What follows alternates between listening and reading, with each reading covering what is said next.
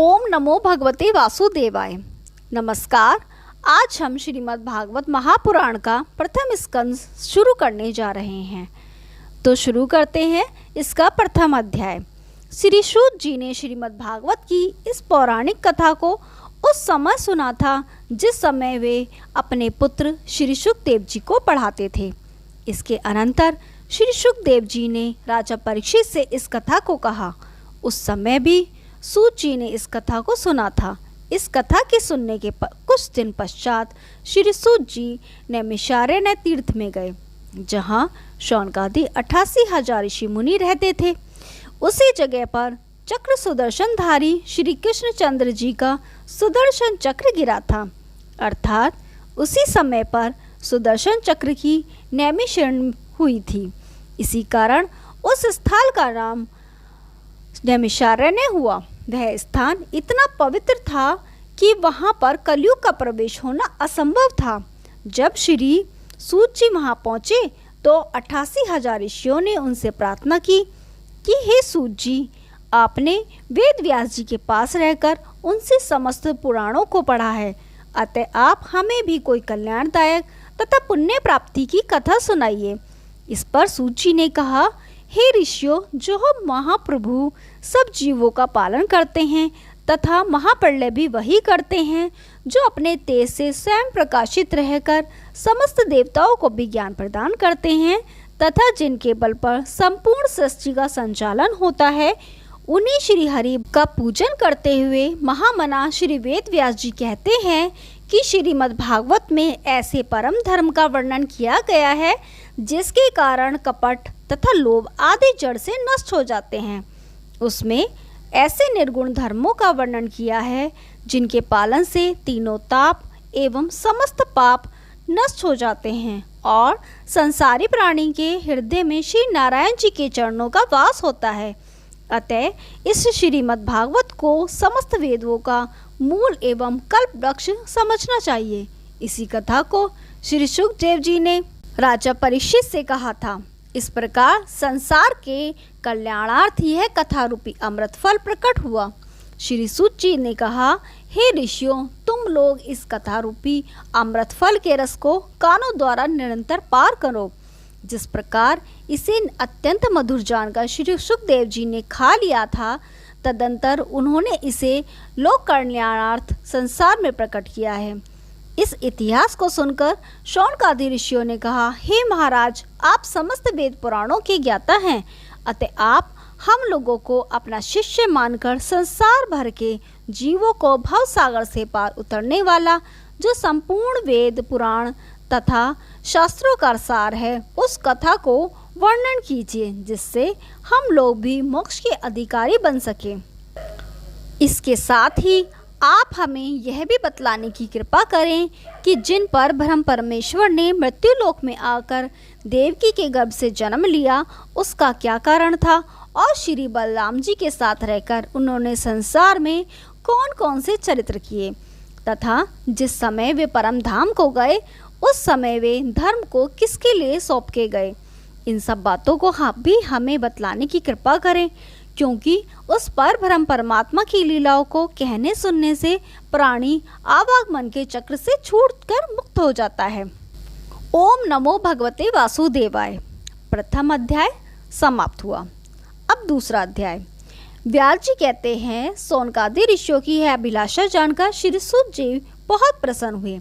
तत्पश्चात उन्होंने प्रथम तो श्री सुखदेव जी के चरण कमलों का स्मरण किया, जिनके द्वारा उन्होंने श्रीमद् भागवत को सुनाया। इसके बाद वे शौनकादि 88,000 ऋषियों से कहने लगे, हे ऋषियों, अब मैं आपको श्रीमद् भागवत की यह कथा सुनाता हूँ, जिसमें आनंद कंद श्री कृष्णचंद्र जी की पवित्र लीलाओं का वर्णन किया है। आप लोग उस अमृत रूपी कथा को एकाग्रचित्त होकर श्रवण करें। श्री सूत जी बोले, हे ऋषियों, महामना श्री सुखदेव जी बाल्यावस्था में यज्ञोपवीत संस्कार से पहले ही इस संसार को स्वप्नवत मिथ्या मानकर घर को त्याग कर वन में तप करने के लिए चले गए। जिस दिन श्री सुखदेव जी के पिता श्री वेद व्यास जी ने अपने पुत्र का यह हाल देखा तो वे उन्हें घर लौटने के लिए उन्हें पीछे दौड़ पड़े और श्री सुखदेव जी को पुकार पुकार कर कहने लगे कि हे पुत्र, तुम हम लोगों को इस प्रकार छोड़कर कहाँ चले जा रहे हो? कुछ क्षण यहाँ ठहरकर हमारी बात तो सुन लो।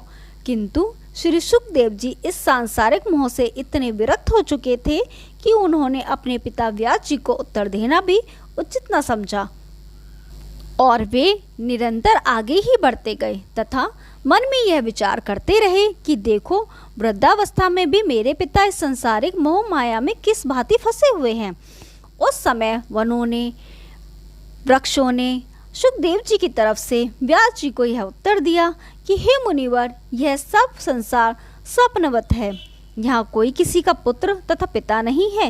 यह शरीर तो नाशवान है, जो बार बार जन्म तथा मृत्यु को प्राप्त होता है। इसके विपरीत जीवात्मा अमर है, जो न कभी मरता है न जीता है। अतः तुम्हें अपने पुत्र के जाने पर ऐसे शोक नहीं करना चाहिए।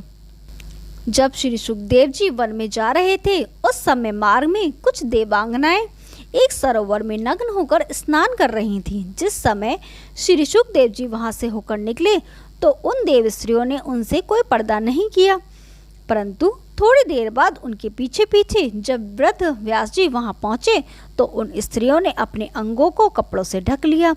यह देखकर व्यास जी ने उन स्त्रियों से पूछा कि तुम मेरे युवा पुत्र के जाने पर तो अपना कोई पर्दा नहीं किया, परंतु मुझ व्रत के आने पर अपना पर्दा किया। इसका क्या कारण है?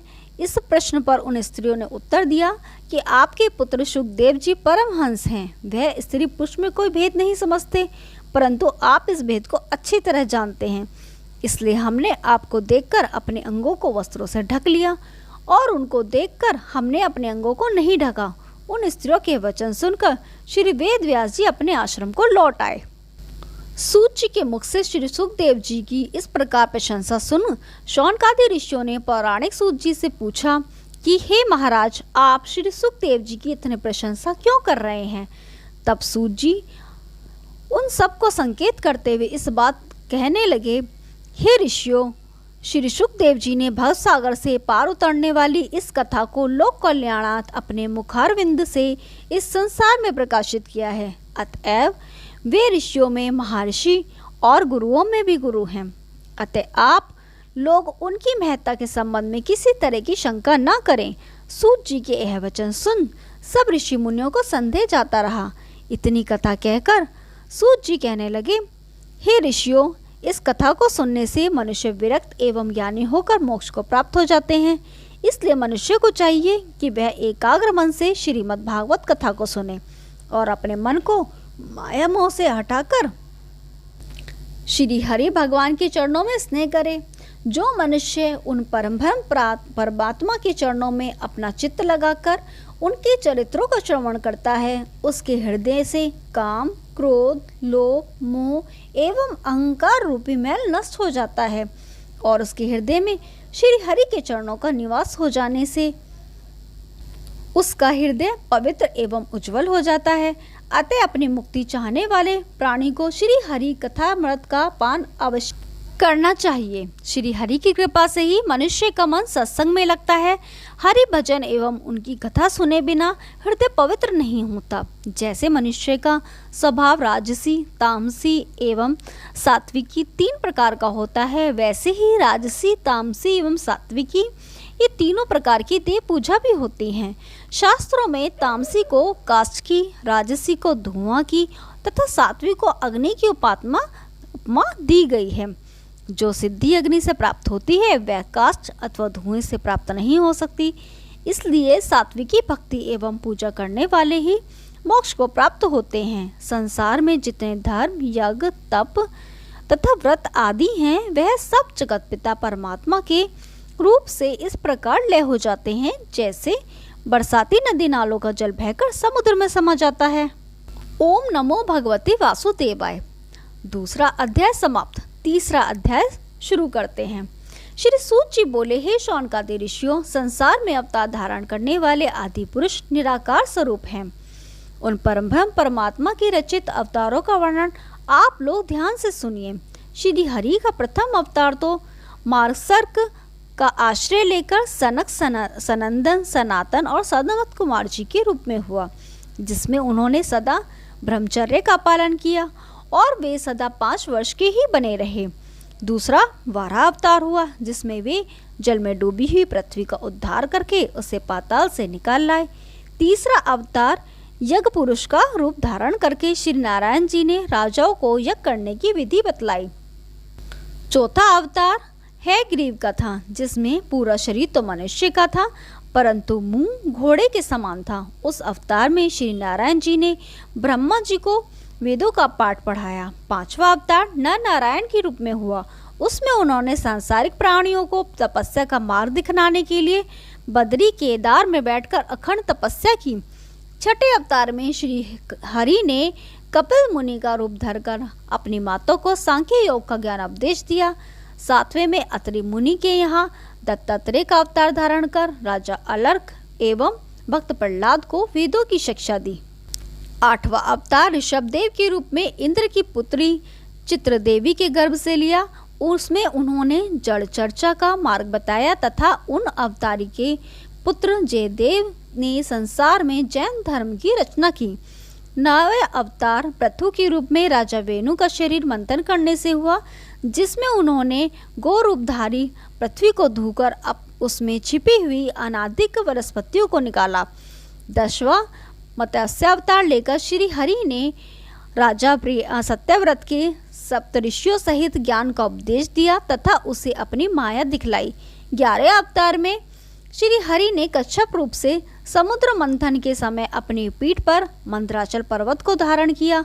12वें अवतार में भगवान धन्वंतरी हाथ में अमृत कलश लेकर समुद्र के प्रकट हुए और आयुर्वेद शास्त्र की रचना की। 13वें अवतार में मोहिनी रूप से राक्षसों को अपनी सुंदरता से मोहित कर उनसे अमृत कलश प्राप्त कर लेने के लिए हुआ। उस अवतार में श्री हरि ने देवताओं को अमृत पिलाया। 14वां नरसिंह अवतार हुआ। उसमें हिरण्यकश्यपु को मारकर अपने भक्त प्रहलाद की रक्षा की। 15वें वामन अवतार में राजा बलि से 3 पग पृथ्वी मांगकर उनके सत्य की परीक्षा ली। 16वें हंस अवतार में सनत कुमार जी आदि को ज्ञान का उपदेश दिया। 17वां नारद अवतार धारण कर पंचरात्र वेद की रचना की, जिसमें समस्त वैष्णव धर्म का वर्णन है। 18वां हरि अवतार लेकर गजेंद्र को गाह के फंदे से छुड़ाया। 19वां परशुराम अवतार हुआ। 20वां रामचंद्र अवतार लेकर समुद्र का अहंकार नष्ट करके रावण को कुटुंब सहित मारा। 21वां अवतार वेद व्यास रूप में ले सब वेदों के अलग अलग भाग बनाकर 18 पुराणों का निर्माण किया। 22वां कृष्ण अवतार धारण कर अधर्मी राजाओं को मारकर पृथ्वी का भार उतारा। 23वां बुद्ध अवतार हुआ।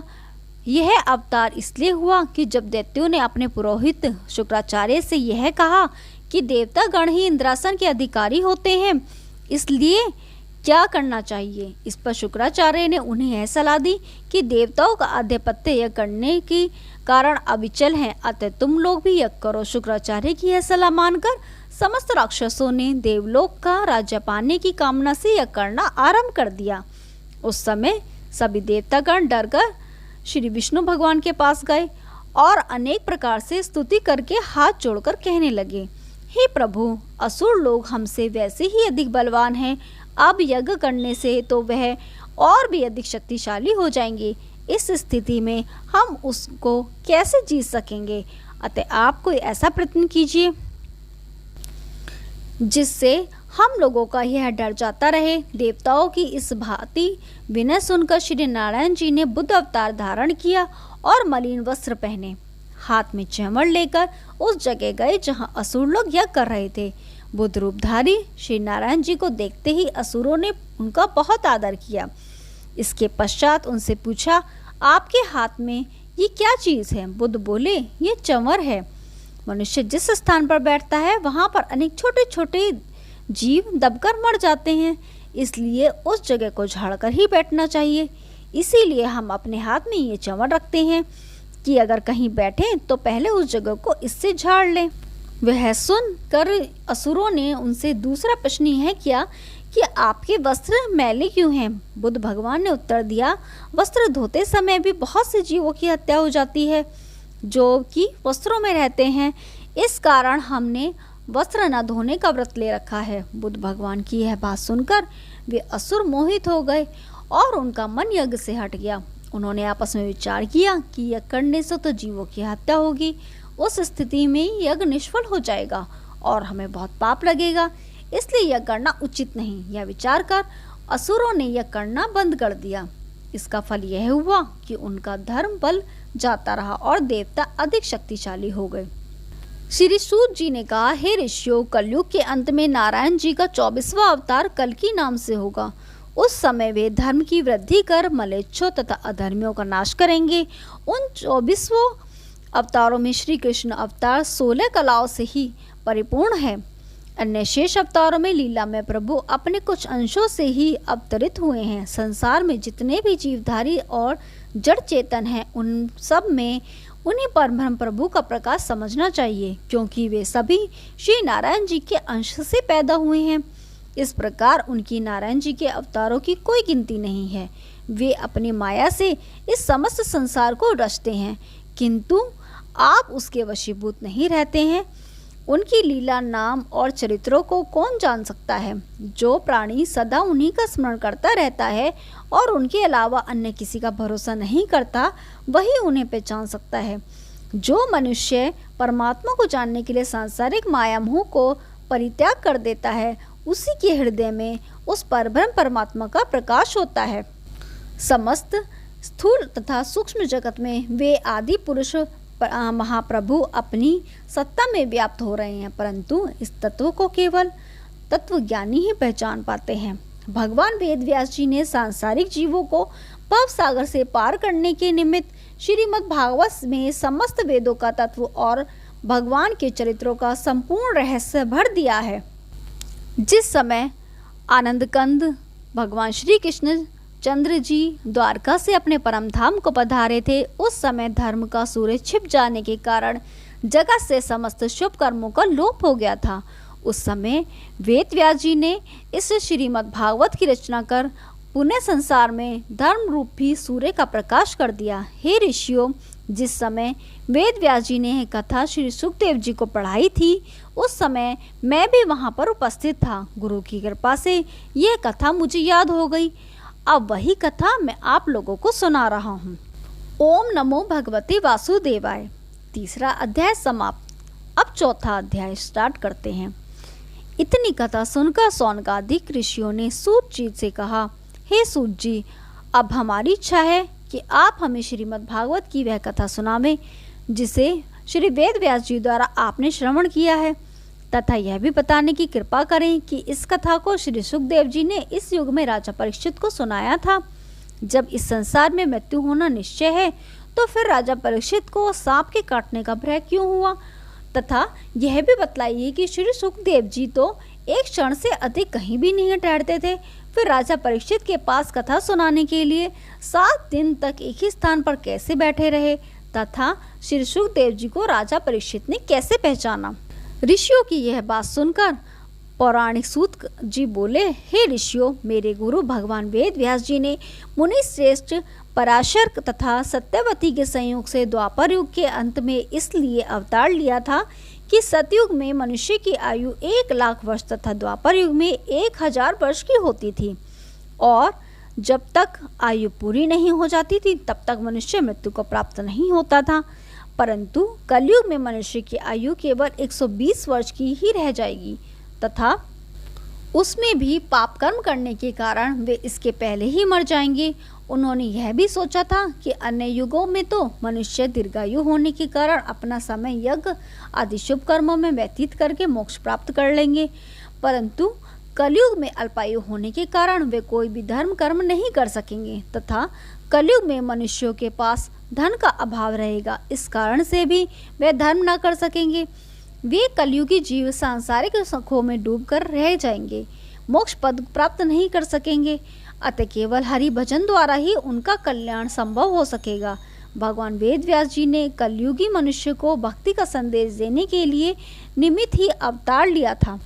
एक दिन वेद व्यास जी सरस्वती नदी के तट पर पहुंचकर स्नान एवं ईश्वराराधना कर के पश्चात अपने मन में विचार करने लगे कि ये कलयुग के प्राणी कैसे मूर्ख हैं जो सत्संग द्वारा ईश्वर को पहचानने का प्रयत्न भी नहीं करते हैं और न सांसारिक तृष्णा को किसी तरह छोड़ पाते हैं। इनके उद्धार का कोई उपाय करना चाहिए। ऐसा सोचकर मेरे गुरु ने वेद के ऋण, यजु, साम एवं अथर्व ये 4 खंड कर दिए। ऐसा उन्होंने इसलिए किया कि अल्पायु होने के कारण कलयुग के मनुष्य यदि संपूर्ण वेद को न पढ़ सके तो वे किसी एक भाग को तो भली बातें पढ़ ही लेंगे। जब व्यास जी ने चारों वेदों का विभाजन कर दिया तो उन्हें यह ध्यान आया कि शूद्र एवं स्त्री को वेद पढ़ने का अधिकार नहीं है। ऐसा विचार कर उन्होंने चारों वेदों का तत्व निकालकर महाभारत एवं अन्य 17 पुराणों का निर्माण किया। ऐसा इसलिए किया कि इन्हें पढ़कर अथवा सुनकर सभी छोटे बड़े मनुष्य इस अपार भवसागर को पार हो सके। ऋग्वेद को पेल ऋषि, सामवेद को जैमिनी ऋषि, यजुर्वेद को वैशंपायन ऋषि ने पढ़ा और अथर्ववेद को अंगिरा ऋषि ने पढ़ा तथा मेरे पिता रोमहर्षण ने महापुराण को पढ़ा। फिर इन ऋषिवरों ने अपने शिष्यों को जो वेद पढ़ाए उन्हें वेदों की शाखा समझना चाहिए। महाभारत पुराण 1,00,000 श्लोकों का है। उसे सुनने से महान पुण्य प्राप्त होता है। वेदों का विभाग करने और महाभारत एवं अन्य सहस्त्र पुराणों की रचना करने के पश्चात भी श्री व्यास जी के हृदय में संतोष न हुआ। तब वे सोचने लगे कि इतने ग्रंथों की रचना करने पर भी मेरी आत्मा को शांति क्यों नहीं हुई। इस प्रकार श्री वेद व्यास जी सरस्वती नदी के किनारे बैठे हुए चिंता मग्न हो रहे थे। उसी समय श्री व्यास जी ने नारद जी को आते देखकर बड़े आदर सत्कार से सुंदर आसन पर उन्हें बिठाकर पाद्य, अर्ध आदि से उनका पूजन किया। ओम नमो भगवते वासुदेवाय। 4था अध्याय समाप्त। अब 5वां अध्याय शुरू करते हैं। व्यास जी को उदास देखकर नारद जी ने कहा, व्यास जी, आपने वेदों का विभाजन करके महाभारत और अन्य सहस्त्र पुराणों का निर्माण किया है, फिर भी आप इतने चिंतित क्यों हैं? आप मुझे अपनी चिंता का कारण कृपा कर बतलाइए। नारद जी, आप सर्वांतरामी एवं तत्वज्ञानी और परम प्रवीण हैं, अतः आप कृपा कर मुझे ऐसा यत्न प्रदान बताइए जिससे मेरी आत्मा को शांति मिले। इतने सुंदर ग्रंथों की रचना करने पर भी न जाने मेरे हृदय में संतोष क्यों नहीं होता है। देवर्षि नारद बोले, हे व्यास जी, जिस प्रकार आपने महाभारत एवं अन्य सहस्त्र पुराणों में ईश्वर के गुणानुवादों का उल्लेख करके यज्ञ, तप, तीर्थ, दान, व्रत, नियम, युद्ध, देवता एवं सांसारिक प्राणियों पर विस्तार सहित वर्णन किया है, उसी प्रकार आपने श्री नारायण भगवान के चरित्र, लीला, गुण तथा यश से परिपूर्ण किसी उत्तम ग्रंथ की रचना नहीं की है। अतः भगवत भक्ति के बिना सभी शास्त्र अधूरे हैं। इसी त्रुटि के कारण आपको हृदय में संतोष नहीं हुआ है। परम प्रभु की लीला की अथवा अन्य ग्रंथों को पढ़ने सुनने से क्या लाभ? प्राणी को बारंबार जब जन्म मरण के चक्कर में पड़ना पड़ता है और भगवान की इस कीर्तन में मन लग जाने पर जो आनंद मिलता है वह अविनाशी तथा नित्य होता है। जो सांसारिक मनुष्य अनेकों तरह के भय दुखों से पीड़ित होता है, वे श्री हरि कथा के सुनने तथा पढ़ने से समस्त संकटों से छूट जाते हैं। इसलिए जिस पुराण एवं कीर्तन में श्री नारायण जी की लीला का विस्तार से वर्णन हो, उसी को सर्वश्रेष्ठ जानना चाहिए। भगवत भजन तथा कीर्तन के करने से मनुष्य संसार में रहकर इच्छित फल को प्राप्त कर लेते हैं और मरने पर मोक्ष को प्राप्त होते हैं। भगवत चरणामिंदों में मन लगाने से जैसा आनंद मिलता है, वैसा सुख इंद्र और कुबेर आदि देवताओं को भी नहीं मिलता। अतः मनुष्य को चाहिए कि वह अपने चित्त को एकाग्र करके श्री नारायण का स्मरण एवं भजन करे। प्राणी अपने पूर्व जन्म के कर्मों के अनुसार ही इस जगत में दुख भोगता है। वही दुख भगवत भजन करते समय कांटे के समान हृदय में चुभता है। जो मनुष्य अपने हृदय में भगवान के चरणों का चिंतन करते हैं, उन्हें वह कांटा फिर कष्टदायक नहीं होता और वे लोग माया से छूट जाते हैं। जो लोग यज्ञ, तप, व्रत तथा तीर्थ करते हैं परंतु अपने हृदय में श्री हरि भक्ति नहीं रखते, वे कभी जन्म मरण से मुक्ति नहीं पाते और वे अपने शुभ कर्मों से प्राप्त अभीष्ट फलों से कुछ दिनों तक सुख भोगने के बाद फिर इस जगत में पुनः जन्म लेते हैं। नारद जी बोले, हे व्यास जी, अब आप किसी ऐसे ग्रंथ की रचना करिए जिसमें पर ब्रह्म परमेश्वर को समस्त लीलाओं गुणानुवादों का सविस्तार उल्लेख हो तथा जिसके पठन पाठन से मनुष्य पुण्य फल को प्राप्त करके अंत में मोक्ष पद को प्राप्त हो। ऐसे ग्रंथ की रचना करने पर ही आपके हृदय को शांति एवं सुख प्राप्त होगा। इतना कहकर नारद जी पुनः कहने लगे, हे व्यास जी, यदि आप शंका हो तो मैं आपको अपने पूर्व जन्म की कथा को सुनाता हूँ। मैं पूर्व जन्म में एक दासी का पुत्र था। मेरी माता एक वैदांतिक ब्राह्मण की सेवा किया करती थी और वह ब्राह्मण साधु संतों की सेवा किया करता था। एक समय वर्षा ऋतु में उस ब्राह्मण के घर साधुओं का जमात आकर ठहरी। उस ब्राह्मण ने मेरी माता को उनकी सेवा के लिए नियुक्त कर दिया। मैं बालक होने के कारण अपनी माँ के साथ दिन रात उन साधुओं की सेवा करता रहता था, जिससे उनके द्वारा परमेश्वर का गुणानुवाद सुनता था तथा उन साधु लोगों के भोजन करने के पश्चात जो झूठन बचती थी उसे मैं बड़े प्रेम से खाता था। चातुर्मास बीतने पर जब वे साधु जाने लगे तो उस समय मैं भी उनके साथ जाने की कामना करके रोने लगा। तब उन्होंने मुझ पर दया करके कहा कि हम तेरे लिए एक मंत्र देते हैं, तू उसे जपना। उस मंत्र के जपने से मुझ में आत्म तत्व का ज्ञान प्राप्त होगा। ऐसा कहकर उन्होंने मुझको 12 अक्षर मंत्र ओम नमो भगवते वासुदेवाय का उपदेश दिया। इसके बाद वे अपने स्थान को चले गए और मैं उन साधुओं के कथनानुसार उस मंत्र का जप करता हुआ भगवान श्री कृष्णचंद्र के चरणाबिंदु का स्मरण करने लगा।